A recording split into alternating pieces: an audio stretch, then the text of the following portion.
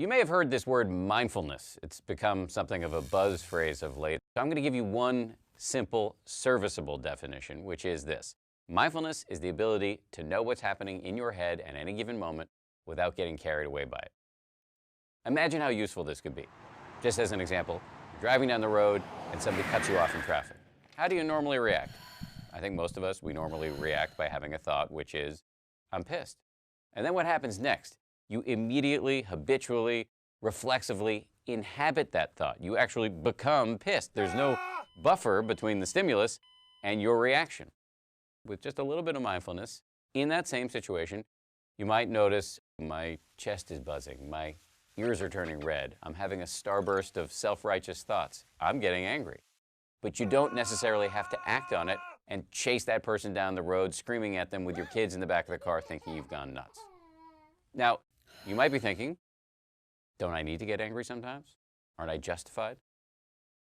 I would say yes, but probably not as much as you think.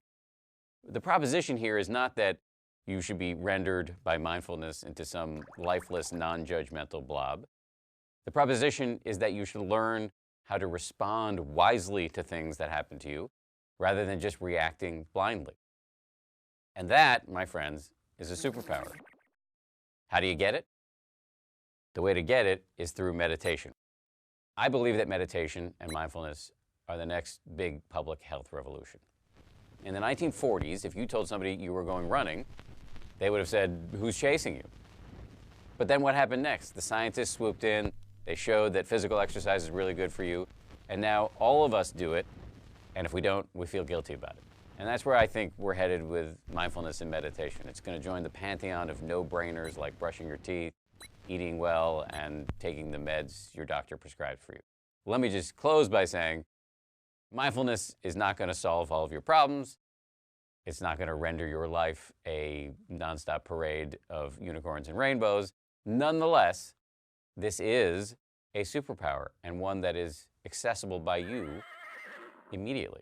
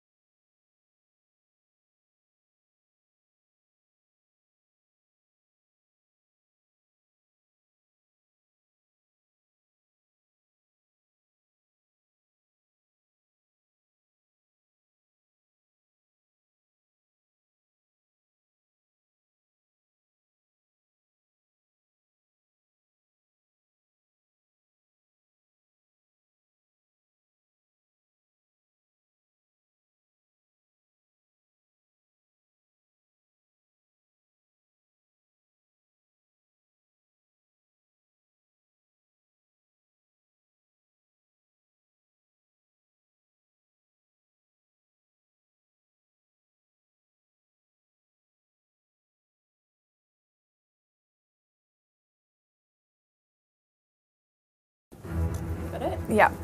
Okay, so keep that blindfold on. Mm-hmm. How are you feeling? Nervous. Like you've blindfolded me, that inherently suggests that you're about to do something to f*** me up. Okay, you ready? No. Oh my god, what the hell? What are these? Oh my god, what the f is that? Ah! Ah! Ah! Oh my god! Puppies! Oh my god! Hello? Hello? Hi.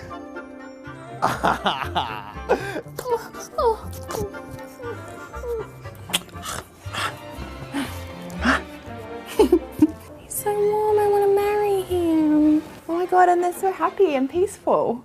Oh my goodness. I've never been happier. I'm so excited. It's all smudged, but it's okay. I thought I didn't like dogs, but these ones are so nice. Obviously you hear about pit bulls, you know, attacking people and attacking kids sometimes. I just don't like dogs in general, but if I had to like name one evil dog, pit bulls would probably come to mind just from what I've heard. You kind of get that idea that they're all kind of quite violent, but I mean, this little guy has barely moved. I think just like people are, they're just a bit misunderstood. These guys would never hurt anyone, would they? My goodness. Yes. Oh, yes. I guess just from what I've heard and read, I thought that pit bulls were bad, but now I am so against that and I want all of these dogs on me all of the time. After meeting these guys, I kind of don't hate dogs anymore. I kind of want one, and I don't know how I could think that they were all scary. You're not mean. No. You just want to be loved. Yeah.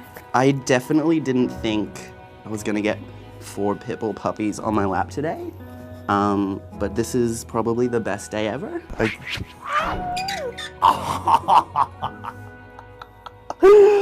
I want to take you home. You're beautiful.